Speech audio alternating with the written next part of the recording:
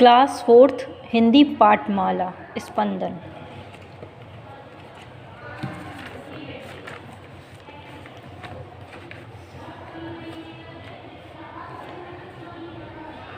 अध्याय 8 कविता वीर चेतक। इस वीर चेतक में हमें महाराणा प्रताप और उनके घोड़े वीर चेतक के बारे में बताया गया है कि वो किस प्रकार दोनों युद्ध लड़ते हैं और दुश्मनों पर टूट पड़ते हैं।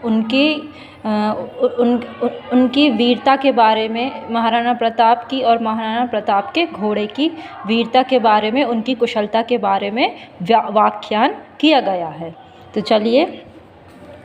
रण बीच चौकड़ी भर भर कर चेतक बन गया निराला था, राणा प्रताप के घोड़े से पड़ गया हवा का पाला था। इसमें चेतक के बारे में बताया गया है, महाराणा प्रताप के घोड़े के बारे में बताया गया है कि रण के बीच में उछल उछल कर कूद कर चेतक अनोखे ढंग से जो कि राणा प्रताप का घोड़ा था, वो उछल उछल कर कूद कर दौड़ कर महाराणा प्रताप की युद्ध में सहायता कर रहा था। वो हवा के समान तेज़ दौड़ रहा था और महाराणा प्रताप की अनोखे ढंग से सहायता कर रहा था, उछल उछल कर कूद कर। जो तनिक हवा से बाग हिली लेकर सवार उड़ा जाता था, राणा की पुतली फिरी नहीं तब तक चेतक मुड़ जाता था। इसका अर्थ ये है कि जैसे ही बिना महाराणा प्रताप के लगाम में हाथ लगाए हुए अगर तनिक भी मतलब थोड़ी सी भी अगर हवा से ही अगर लगाम हिल जाती थी तो वो महाराणा प्रताप को लेकर उड़ जाता था हवा के समान। मतलब महाराणा प्रताप को लेकर युद्ध में तेज़ दौड़ता था, उनकी सहायता करता था। राणा प्रताप की पुतली फिरी नहीं तब तक चेतक मुड़ जाता था और राणा प्रताप के एक इशारे पर चेतक मुड़ जाता था और दौड़ने लगता था, उनकी सहायता करने लगता था निडरता और कुशलता के साथ और वीरता के साथ। गिरता न कभी चेतक तन पर राणा प्रताप का कोड़ा था। वह राणा प्रताप का इतना प्रिय घोड़ा था वीर चेतक कि उस पर महाराणा प्रताप कभी भी जुल्म नहीं करते थे, उस पर कभी भी कोड़े नहीं बरसाते थे उसके तन पर। वह दौड़ रहा अरि मस्तक पर या आसमान का घोड़ा था। वह इतना तेज़, इतना वीर, इतना कुशल था कि वह दुश्मनों पर टूट पड़ता था, उनके माथे पर, उनके दुश्मनों के ऊपर टूट पड़ता था, उनके मस्तक पर टूट पड़ता था। ऐसे वो महाराणा प्रताप की दौड़ कर सहायता करता था युद्ध में। था यहीं रहा अब यहाँ नहीं, वह वहीं रहा था वहाँ नहीं, थी जगह ना कोई जहाँ नहीं, किस अरि मस्तक पर कहाँ नहीं। उसका कोई भरोसा नहीं रहता था, पल में क्षण में वो कभी यहाँ रहता था, कभी किसी क्षण में वो कहीं और दौड़ जाता था। वह पूरे युद्ध में दौड़ कर महाराणा प्रताप की युद्ध में सहायता करता था और दुश्मनों के सर पर टूट पड़ता था और महाराणा प्रताप का महाराणा प्रताप के साथ वीरता से युद्ध लड़ता था। कौशल दिखलाया चालों में, उड़ गया अचानक भालों में। वह इतना वीर, वह इतना कौशल था उसमें, उसकी चाल में, कि वह निडरता के साथ बीच तलवारों में, ढालों में, करवाल में बीच घुसता हुआ महाराणा प्रताप के साथ युद्ध लड़ता था, सरपट दौड़ता हुआ। मतलब वह तेज़ी से बीच युद्ध में तलवारों में, बीच युद्ध की तलवारों के बीच घुसकर वह दौड़ता जाता था बिना निडरता के साथ, वीरता के साथ।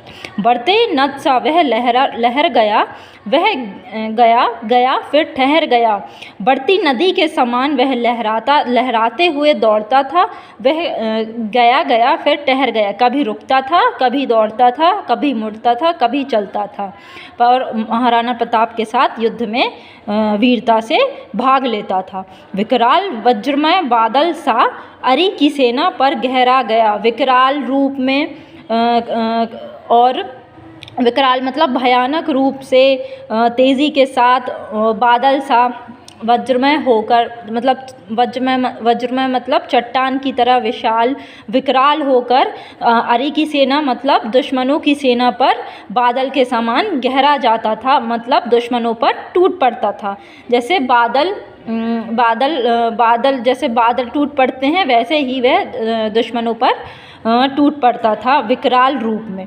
भाला गिर गया गिरा निशंग, है टापों से खन गया अंग, बैरी समाज रह गया दंग, घोड़े का ऐसा देख रंग। वह दुश्मनों पर इतना भारी पड़ता था कि उसे किसी बात का कोई ख्याल नहीं रहता था। वह लहूलुहान भले ही हो जाता था, पर वह वीरता के साथ महाराणा प्रताप की सहायता करता था। भले ही कुछ भी गिर जाए, भाला गिर जाए या तीर रखने की टोकरी गिर जाए, उसे कुछ का होश नहीं रहता था। बस वो तेज़ी के साथ दौड़ता दौड़ता आसमान की तरह आसमान से बातें करता हुआ वह दौड़ता था और वीरता के साथ लड़ता था। और इससे बैरी उसके जो दुश्मन थे वह देखकर दंग रह जाते थे। वह ऐसा वह वीर चेतक था। पाठबोध।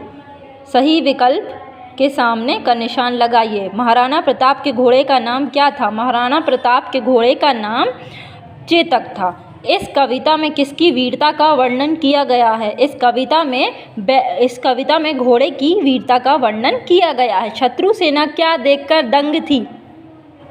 शत्रु सेना चेतक की कुशलता को देखकर दंग थी।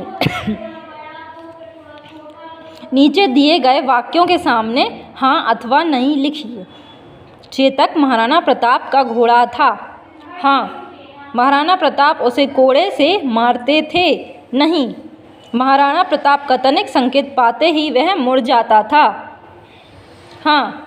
वह शत्रु सेना को देखकर डरता था। नहीं। इस कविता के रचयिता श्याम नारायण पांडे जी हैं। हाँ। नीचे दिए गए अर्थ वाली पंक्तियाँ कविता से ढूंढकर लिखिए। ये होमवर्क है, ये आपको करना है।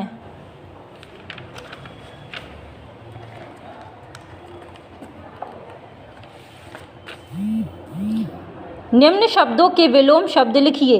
राजा रंक, शक्तिशाली कमजोर, कुशलता अकुशलता, युद्ध शांति, ज्ञानी अज्ञानी, निर्भीक डरपोक, चतुर मूर्ख, शत्रु मित्र।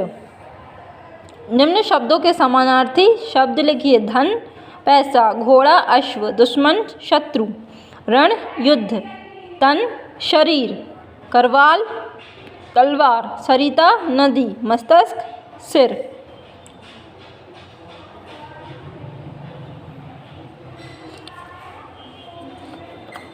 मस्तिष्क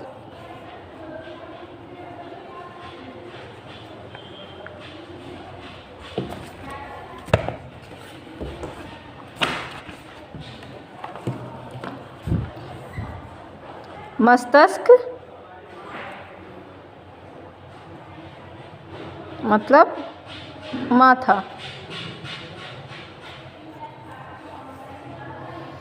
नीचे दिए गए शब्दों के अर्थ लिखकर उनका वाक्य में प्रयोग कीजिए। दंग, दुश्मन सेना चेतक की वीरता को देखकर दंग रह गई। चेतक अरि की सेना पर टूट पड़ा। करवाल की सहायता से युद्ध करते हैं। चेतक रण में वीरता के साथ दौड़ता था। वे शब्द जिनसे किसी वस्तु या प्राणी की संपूर्ण जाति का बोध हो उन्हें जातिवाचक संज्ञा कहते हैं।